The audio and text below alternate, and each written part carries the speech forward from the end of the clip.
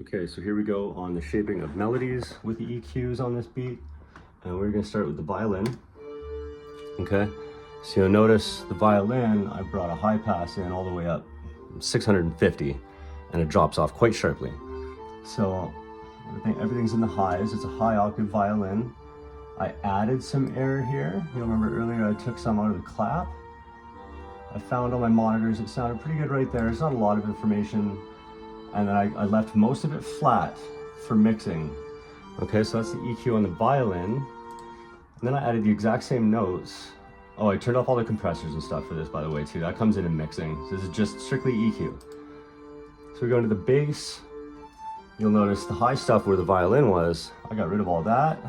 I threw some peaks in, and then I high passed it at 200 Hertz. Specifically, that'll tie into my bass line later. Next video will be on how this EQ, the violin EQ, created conflicts with the piano melody and how I fixed that.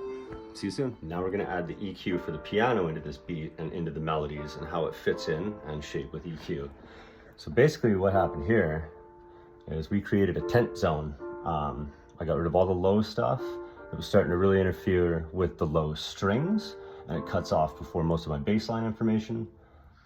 Then over here, this is before the high violin stuff. There was not a lot of relevant stuff for the piano, so we also put a low pass filter there containing everything in this zone.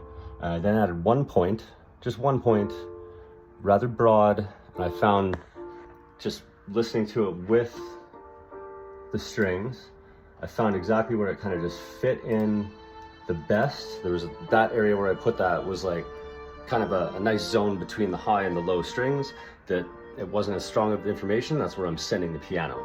Right? So, and then I just balanced it with volume faders, and I can make that even better when I mix it. But we're being mix conscious by doing this stuff when we produce a track.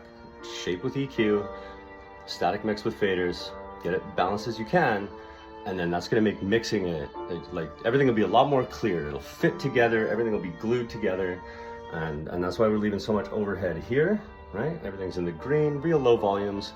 When we mix them, we can bring them up, and they're already designed with EQ to match each other. This stuff's important, guys. I look forward to teaching you more.